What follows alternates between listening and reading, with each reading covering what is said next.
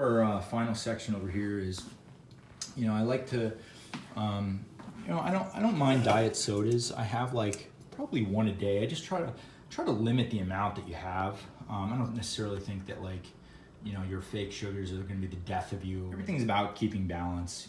Like if you're having 5 or 6 of these things a day, maybe it's not like a great thing to do. But I find something like a Diet Hansen's or a Zevia, which I don't have here pictured, or a LaCroix or LaCroix, however you want to pronounce it. These things are great. You can get these from Costco. You can get like a variety pack or Whole Foods. Diet Hansen's I usually get from Trader Joe's. Zevia's I get from Whole Foods. Zevia is like a stevia sweetened soda. They got kind of a bunch of options there. But like I said, I limit it myself to like one of those a day. I drink a bunch of coffee. I like to have unsweetened iced tea is like another way. Sometimes I like sweeten my unsweetened iced tea with a little bit of the Diet Hansen's just to kind of give it a little more of that sweet flavor.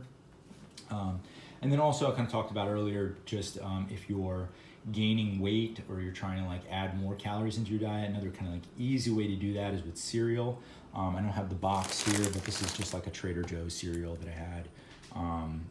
Typically higher in carbs, lower in fats. And then you can just kind of mix it with an unsweetened almond milk.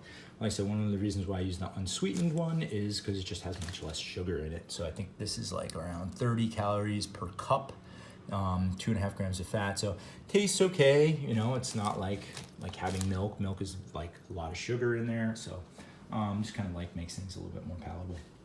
And then finally, I usually keep a little bit of dark chocolate in the freezer. Whether I'm dieting or not dieting, I just like to have like a small, you can have like a small little piece. So like keep an eye on the serving size here. I mean, obviously this is 20 grams, so a serving size is 2/3 of the bar.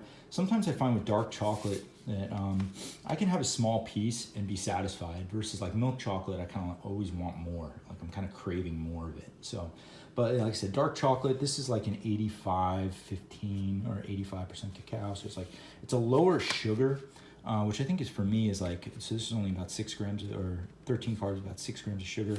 Like I said, I just find with the darker chocolate, like I can have a little bit, I feel satisfied. I feel like I had like a little mini dessert, but I'm not like craving a ton more of it, So other things you can add in here too, like let's say if you're trying to gain weight, you might want to add in something like a quick snack, like a pretzels or something. And really nothing is bad necessarily.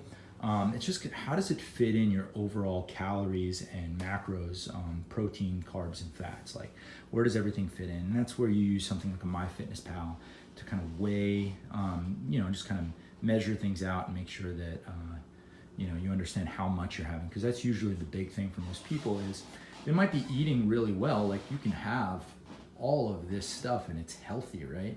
But if you're having if you're 150 pounds and you're trying to lose weight and you're having 2,500 calories a day, we gotta have to keep an eye on the total amount of calories, the total amount of fats and proteins and that kind of thing. So